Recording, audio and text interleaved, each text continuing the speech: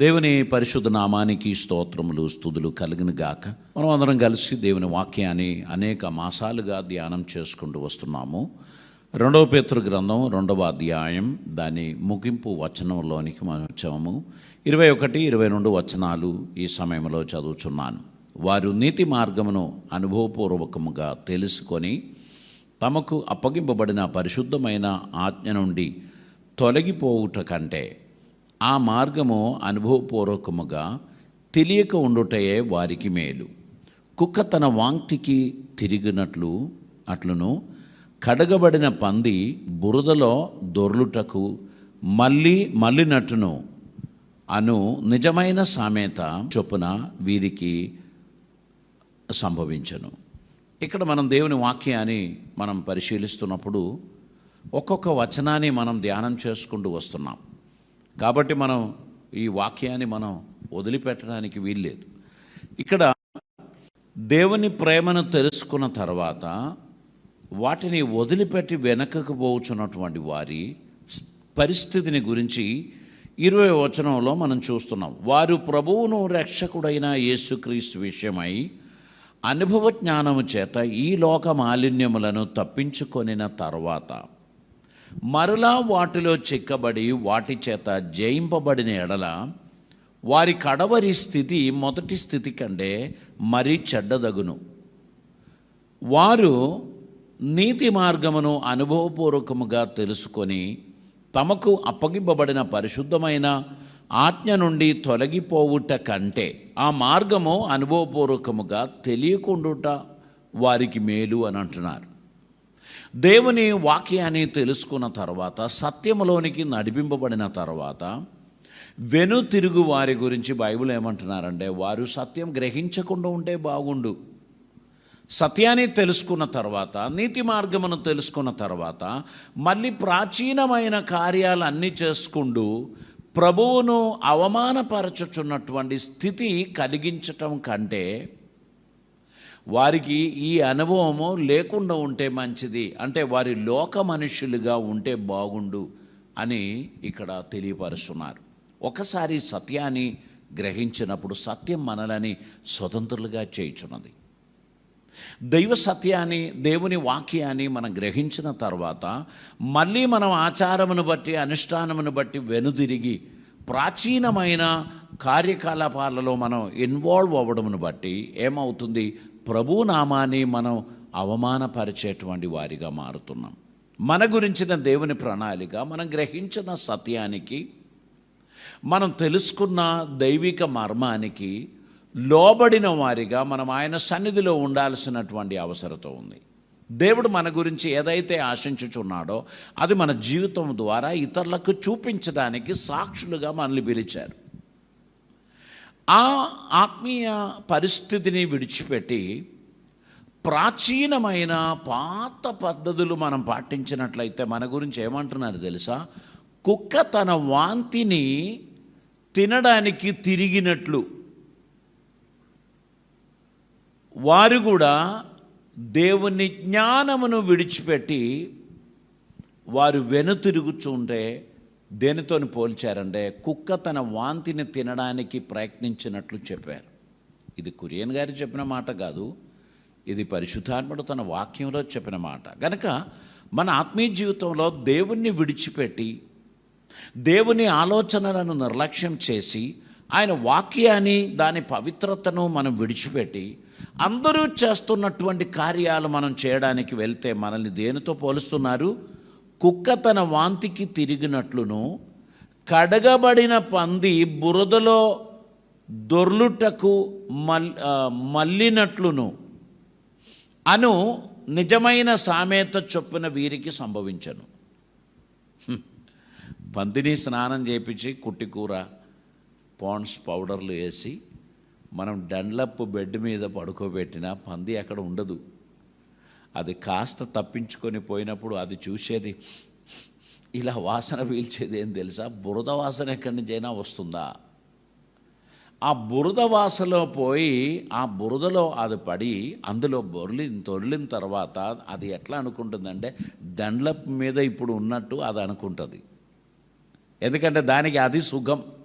అది దానికి అలవాటు, అది దాని ప్రాచీనమైన స్వభావం. ఇప్పుడు దాన్ని మీరు ఎంత ప్రయత్నం చేసినా, ఎంత కట్టింగ్ చేసినా, ఎంత క్లీనింగ్ చేసినా, దానికి పెడిక్యూర్ చేసినా, మానిక్యూర్ చేసినా అదేమీ ప్రయోజనం ఉండదు. దానికి అలవాటు బురదలో పోయి ఉండడమే. ఆత్మీయులైన మనం సత్యాన్ని గ్రహించిన తర్వాత సందర్భాలు వచ్చినప్పుడు మనం కూడా అలాగనే తిరుగుతే మనల్ని పోల్చే దేంతో తెలుసా? కుక్కను పందితోనూ మనల్ని పోలుస్తున్నారు. సత్యాన్ని గ్రహించిన విశ్వాసి, దేవుని పవిత్రతను తెలుసుకున్న నీవు అన్ని రకాలైన ఆచారాలకు నీవు తొందరపడకూడదు.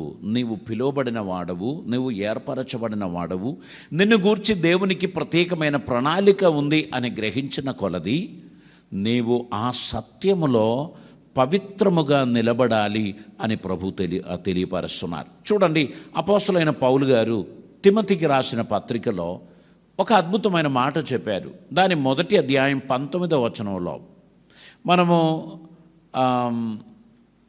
ఇలా చదువుతున్నాం. అట్టి మనస్సాక్షిని కొందరు త్రోసివేసి విశ్వాస విషయమై ఓడబద్దలైపోయిన వారి వలె చెడి ఉన్నారు.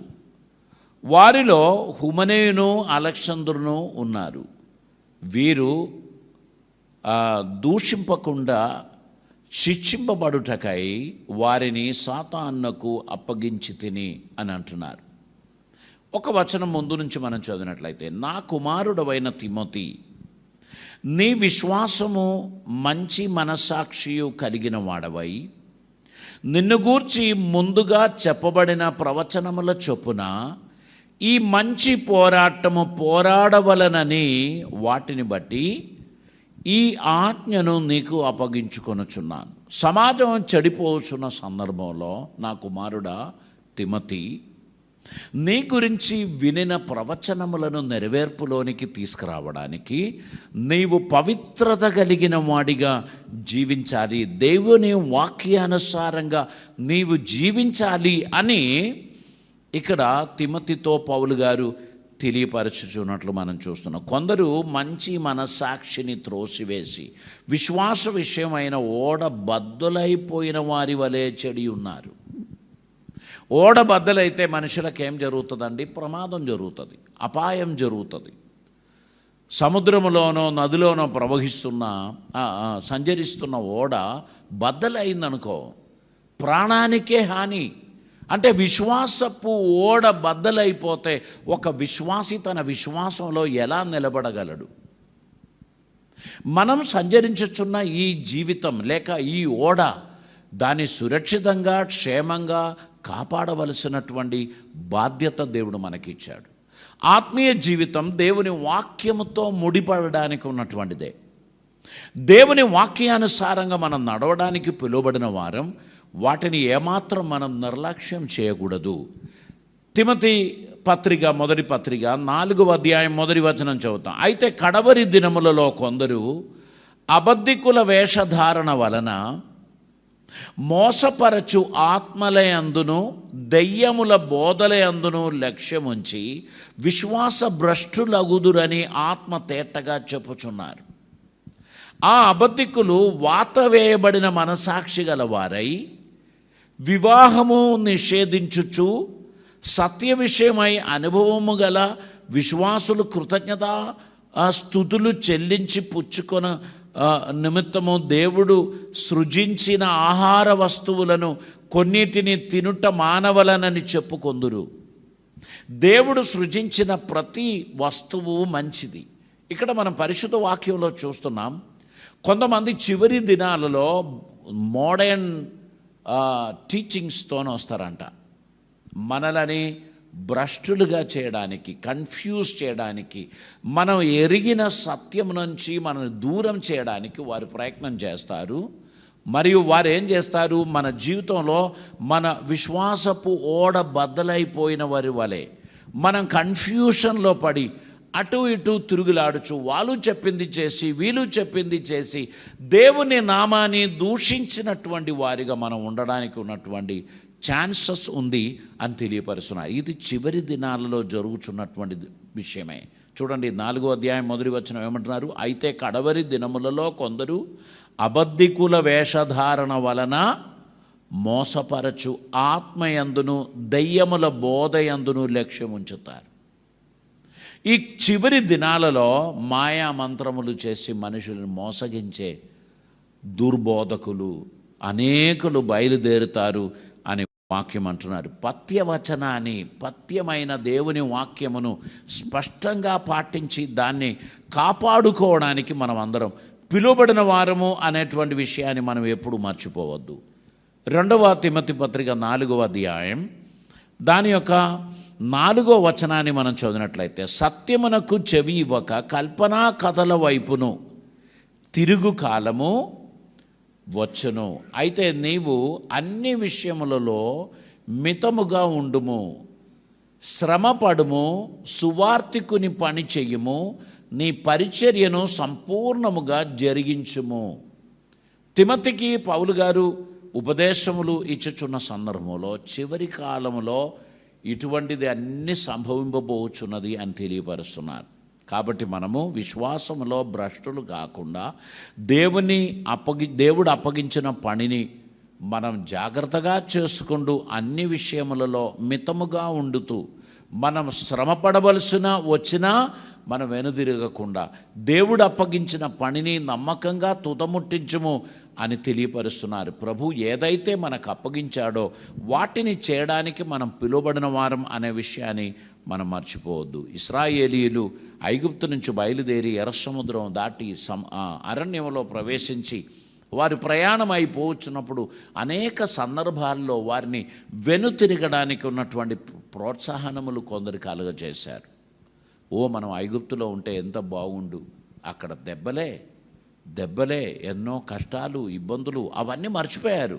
అరణ్యంలో ప్రవేశించిన తర్వాత దేవుడు ప్రతిరోజు ఉదయం వారికి మన్నాను ఆ జీవాహారం ఇచ్చి వారిని అద్భుతంగా నడిపిస్తూ ఉంటే వీరు రకరకాలైన ఆలోచనలను బట్టి విసుగు చెందిన వారిగా, సనుగుచున్నటువంటి ప్రజలుగా, వెనుతిరిగినటువంటి సిచ్యువేషన్ మనకు కనిపిస్తూ ఉంది. అటువంటి వారి వలలే మనము భ్రష్టులమైపోకూడదు అని పరిశుద్ధాత్మ తెలియపరుస్తున్నాడు. హెబ్రీయులకు రాసిన పత్రిక 3వ అధ్యాయం 12వ వచనాన్ని మనం చదివినట్లయితే, సహోదరులారా, జీవము గల దేవుని విడిచిపోవునట్టి విశ్వాసం లేని దుష్ట హృదయము మీలో ఎవని అందైనను ఒకవేళ ఉండునేమో అని జాగ్రత్తగా చూచుకొనుడి. నేడు మీరు ఆయన శబ్దము వినిన ఎడల కోపం పుట్టించినప్పటి వలె మీ హృదయములను కఠినపరచకొనకూడదు అని అక్కడ తెలియపరుస్తున్నారు. దేవునికి స్తోత్రం. దేవుని వాక్యాన్ని వినుచున్న కొలది మనలో దేవునికి విరోధమైన ఆలోచనలు, తలంపులు ఏమైనా ఉన్నదా అని గ్రహించి మనలని మనం పవిత్రపరచుకొనచ్చు దైవ చిత్తానుసారంగా జీవించడానికి మన జీవితాన్ని మనం సమర్పించాలని ప్రభు మన గురించి కోరుచున్నారు. ఆయనకి ఇష్టలుగా మనం నడవాలి. మనం ఇంకా వెనుతిరుగు వారిగా కాకుండా దేవుని కృపలో ముందుకు నడవడానికి మన జీవితాన్ని మనం సమర్పించాల్సినటువంటి అవసరత ఉంది. దేవునికి స్తోత్రం. 2వ పేతురు గ్రంథం దాని యొక్క 3వ అధ్యాయం 17వ వచనాన్ని మనం చదువుదామండి. ప్రియులారా, మీరు ఈ సంగతులు ముందుగా తెలుసుకొని ఉన్నారు గనక మీరు నీతి విరోధుల తప్పు బోధల వలన తొలగింపబడి మీకు కలిగిన స్థిర మనస్సును విడిచిపోకుండా కాచుకొని ఉండుడి అని అంటున్నారు. చూడండి, మనకు అనుగ్రహించినటువంటి ఆత్మీయమైన మర్మములు, మనం తెలుసుకున్నటువంటి దైవికమైన మర్మములను అది విడిచిపోకుండా ఉండడానికి మీరు బహు జాగ్రత్తగా ఉండండి. తప్పు బోధల వలన మీరు తొలగింపబడకూడదు అని అంటున్నారు. ఈ రోజులలో మనం ఊహించని రీతిగా రకరకాలైన మాటలు, బోధలు మనకు వినబడుతుంది. నిజంగా పరిశుద్ధులను సైతం కన్ఫ్యూజ్ చేసేటువంటి మాటలు మనకు సమాజంలో వినబడుతుంది.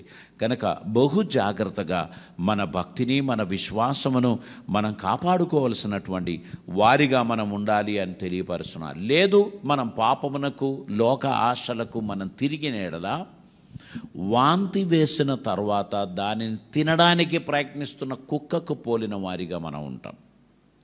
ఒకసారి బురదలో నుండి తీయబడి కడగబడి మంచిగా పెట్టిన పంది మళ్ళీ బురదలోకి పోయినట్లు మనం పోవాల్సిన స్థితి అవుతుంది. అంటే దాని గురించి పేతురు గారు దాని ముందు వారములలో మనం ధ్యానించినటువంటి మాటల్లో ఏమంటున్నారంటే, అటువంటి భ్రష్టత్వంలోనికి వెళితే అటువంటి వారి కడపటి స్థితి మొదటి స్థితి కంటే ఘోరమగును చెడ్డదగును అని అంటున్నారు. 20వ వచనం అదే చెప్తున్నారు. వారు ప్రభువును రక్షకుడనైన యేసుక్రీస్తు విషయమైన అనుభవజ్ఞానం చేత ఈ లోక మాలిన్యములను తప్పించుకొనిన తర్వాత మరలా వాటిలో చిక్కబడి వాటి చేత జయింపబడిన ఎడల వారి కడవరి స్థితి మొదటి స్థితి కంటే మరీ చెడ్డదగును.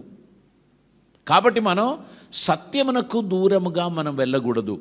మనం దేవుని వాక్యమునకు దూరముగా మనం పోకూడదు.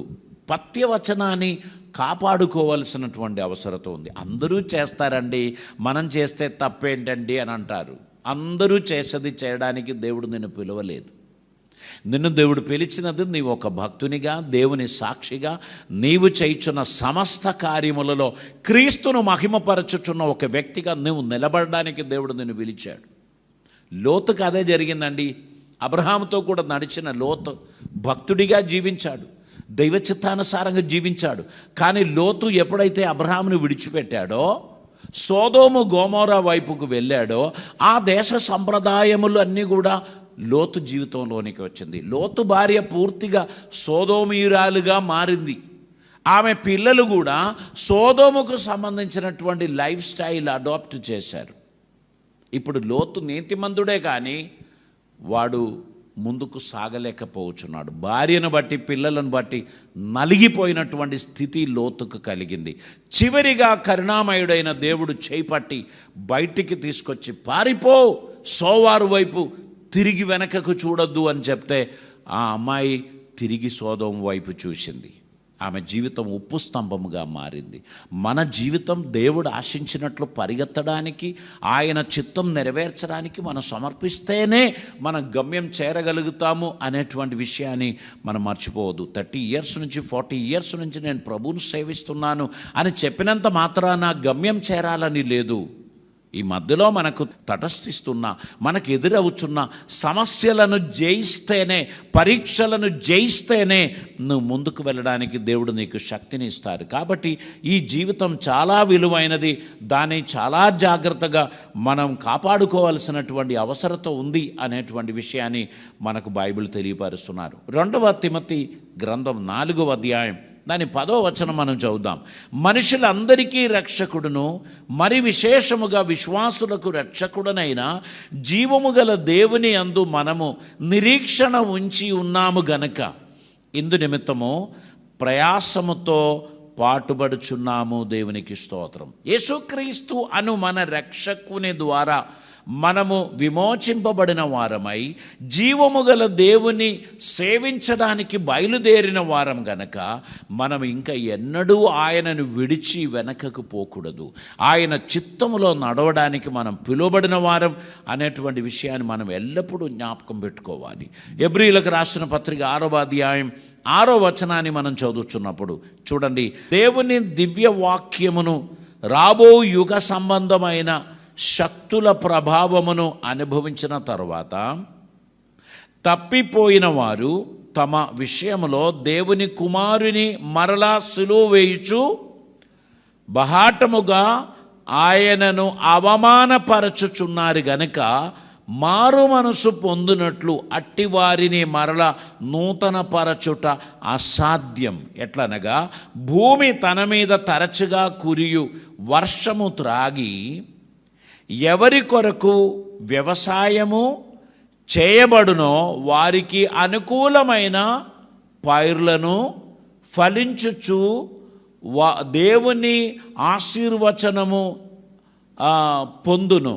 అయితే ముండ్ల తుప్పులను, గచ్చు తీగలను దాని మీద పెరిగిన ఎడల అది పనికి రానిది అని విసర్జింపబడి శాపము పొందదగినదగును, తుదకు అది కాల్చివేయబడును. అర్థమవుతుంది కదా? మనం పిలువబడిన తర్వాత పత్యవచనాన్ని విడిచిపెట్టి మన ముళ్ళ తుప్పులు పెరిగిన భూమిలాగా మనం మారుతాయి. అది దేనికి పనికి వస్తుంది? ముళ్ళ తుప్పులు నరికేసి కాల్చడానికి మాత్రమే పనికి వస్తుంది. అట్టి వారిని మరలా సేద్యం చేయు భూమిగా మార్చడానికి కుదరదంట. మన ఆత్మీయ జీవితం కూడా అటువంటిదే. వాక్యం ఎంత స్పష్టముగా ఈరోజు మాట్లాడుచున్నారు. దురద చెవులు గలవారిగా మనం ఉండకూడదు. పత్యవచనాన్ని వినుచున్నప్పుడు దాన్ని అంగీకరించుచున్న వారిగా మనం ఉండాలి. మారు మనస్సు అనుభవాన్ని మనం కలిగిన వారిగా, దానికి తగినటువంటి ఫలములు ఇచ్చువారిగా దేవుని కృపలో మనం ఉండడానికి మనం సమర్పించాల్సినటువంటి అవసరం ఉంది. దేవుడు మన గురించి ఆశించుచున్న తన చిత్తం, తన వాక్యం, తన ఆలోచనలు మన జీవితంలో సంపూర్తిగా నెరవేరినట్లు దేవునికి ఇష్టలుగా జీవించడానికి మనల్ని మనం సమర్పించాల్సినటువంటి అవసరం ఉంది. దేవుడు ఏదైతే మన గురించి ఆశించుచున్నారో అది మన జీవితంలో నెరవేరాలి అనే ఉద్దేశంతో మనం ప్రభు సన్నిధిలో మనల్ని మనం సమర్పించాల్సినటువంటి అవసరం ఉంది. చూడండి, మొదటి యోహాను పత్రిక 2వ అధ్యాయం దాని 19వ వచనం మనం చదివినట్లయితే, వారు మనలో నుండి బయలు వెళ్ళిరి కానీ వారు మన సంబంధులు కారు. వారు మన సంబంధులు అయితే మనతో కూడా నిలిచి ఉందురు. అయితే వారందరూ మన సంబంధులు కారని ప్రత్యక్షపరచబడినట్లు వారు బయలు వెళ్ళెను. అయితే మీరు పరిశుద్ధుని వలన అభిషేకము పొందిన వారి గనక సమస్తమును ఎరుగుదురు. మీరు సత్యం ఎరిగిన వారై ఉన్నందున నేను రాయలేదు, కానీ మీరు దానిని ఎరిగి ఉన్నందునను ఏ అబద్ధమును సత్య సంబంధమైనది కాదని ఎరిగి ఉన్నందును నేను మీకు రాయిచున్నాను. దేవునికి స్తోత్రం. ప్రియులారా, మనలని దేవుని సత్యము నుండి, దేవుని వాక్యము నుండి వెనుకకు లాక్కొని పోయే, పక్కత్రోవ పట్టించేటువంటి ప్రతి ఆలోచనలను గుర్తుపట్టే ఆ ఆత్మీయ వివేచన వరం కలిగిన వారిగా మనం జీవించాల్సినటువంటి అవసరం ఉంది. వినేదన్నీ కూడా దైవికమైన మాటలు కాదు. మనం దానిని పరిశీలన చేయాలి. ఇది నా ఆత్మీయ జీవితాన్ని కట్టుచున్నదా, పాడు చేయుచున్నదా? ఈ ఫ్రెండ్షిప్ నన్ను దేవుని దగ్గరికి తీసుకుపోతుందా, దేవునిలో నుండి నన్ను దూరం తీసుకుపోతుందా? నా చెవిలో నేను తరచుగా వినుచున్న మాటల వలన నా విశ్వాసం పెరుగుతుందా, నేను కన్ఫ్యూషన్లో పడుతుందా? ఇది మనం ఆలోచన చేయాల్సిన అవసరం ఉంది. మన ఆత్మీయ జీవితాన్ని కట్టడానికి దేవుడు నియమించిన కొంతమంది ఉన్నారు. వారిని పక్కకు పెట్టేసి చెవులకు ఇంపైన మాటలు తెలియపరిచే వారితో మనం చాలా ఫ్రెండ్షిప్ చేస్తాం. ఫైనలీ ఏం జరుగుతుందో తెలుసా? మీరు చల్లారిపోతారు, విశ్వాసం నుండి పడిపోతారు, మీ నిరీక్షణ కోల్పోతారు, మీరు మామూలు మనుషులుగా మీరు మార్పు చెందుతారు. మీపై దేవుడు అనుగ్రహించిన అభిషేకాన్ని మీరు పోగొట్టుకుంటారు. దేవుడు మీపై కుమ్మరించిన తన అద్భుతమైన ఆ సాన్నిధ్యమును మీరు పోగొట్టుకుంటారు. మీరు లోక మనుష్యులను సంతోషపెట్టువారిగా, లోక మనుష్యులకు ఇష్టానుసారంగా జీవించుచున్నటువంటి వారిగా, అందరూ చెప్పే వాటికి చప్పట్లు కొట్టుచున్న బొమ్మల్లాగా మీరు తయారవుతారు. అది దేవునికి ఇష్టం లేదు. మీ గురించిన దేవుని ప్రణాళిక, మీరు సత్యమునకు సాక్షులై ఉండాలి. మీరు సత్యమును అనుసరించు వారిగా ఉండాలి. మీరు సత్యమును పాటించు వారిగా ఉండాలి. మీరు వినుచున్నవన్నీ మీ ఆత్మీయ జీవితంలో అభివృద్ధి కలుగజేస్తుందా? మీరు వినుచున్న మాటలను బట్టి మీలో కన్ఫ్యూషన్ స్టార్ట్ అయిందా?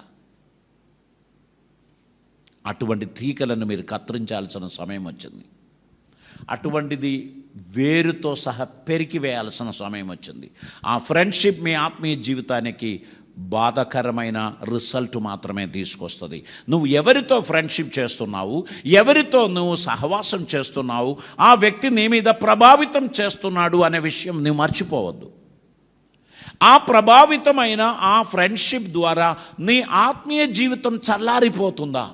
వాక్య ధ్యానం తగ్గిపోవచ్చున్నదా? ప్రార్థనా జీవితం తగ్గిపోవచ్చున్నదా? నీవు దేవునికి దగ్గరగా ఉండిన నీ జీవితం ఇప్పుడు దాదాపు కన్ఫ్యూషన్లో ఉన్నావా? Then you are in a wrong side. You need to change your direction. దేవుని ఆత్మానుసారంగా నడవడానికి నీవు తిరిగి రావాలి అని దేవుడు కోరుచున్నారు. మనం ఈ దినమందు ప్రార్థన చేద్దాం. పరిశుద్ధాత్మ దేవుడు ఈ మాటల చేత మనల్ని ఆశీర్వదించనుగాక. ప్రియులారా, తలలు వంచుదాం, ప్రభు సన్నిధిలో ప్రార్థన చేద్దాం. పరిశుద్ధుడైన తండ్రి, కృపామయుడైన దేవా, నీకు వందనాలు. అద్భుతమైన ఈ సన్నిధి కొరకై స్తోత్రం తండ్రి. నీవు మాకు ఇచ్చిన సమయం కొరకు స్తోత్రం. మా జీవితం ద్వారా నీ నామం మహింపరచబడాలి.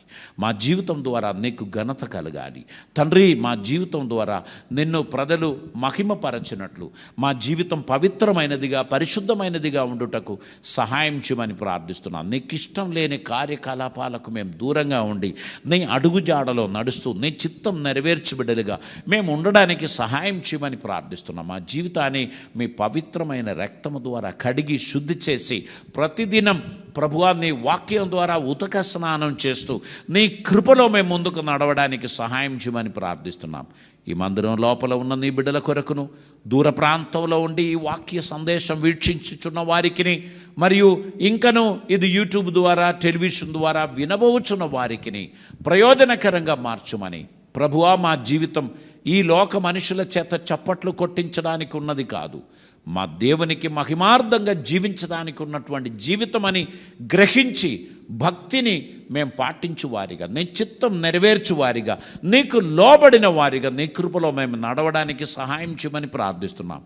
కృపలతో నింపుమని అద్భుతములు జరిగించమని మా జీవితం ద్వారా నీకు మహిమ కలిగినట్లు మమ్మల్ని మీ కృపలతో నింపుమని ఆదరించుమని కృప చూపమని ప్రభువా మేము భ్రష్టులమైపోకుండా నీకు ప్రియులమై మేము ఉండడానికి తగిన కృప మాకు దయచేయమని మీ సన్నిధి మాకందరికీ ప్రసాదించమని యేసయ్య పవిత్ర నామమున అడిగి ప్రార్థిస్తూ ఉంటున్నాం పరమ తండ్రి. అయిన దేవుని ప్రేమయు ప్రియకుమారుడైన యేసుక్రీస్తు వారి కృపయు పరిశుద్ధాత్మ దేవుని అన్యోన్య సహవాసము సమాధానము మనతోనూ ప్రార్థించిన ప్రతి అంశములతో ఇప్పుడు ఎల్లప్పుడూ ప్రభువుచ పర్యంతం సదాకాలము తోడై ఉందని గాక. ఆమేన్.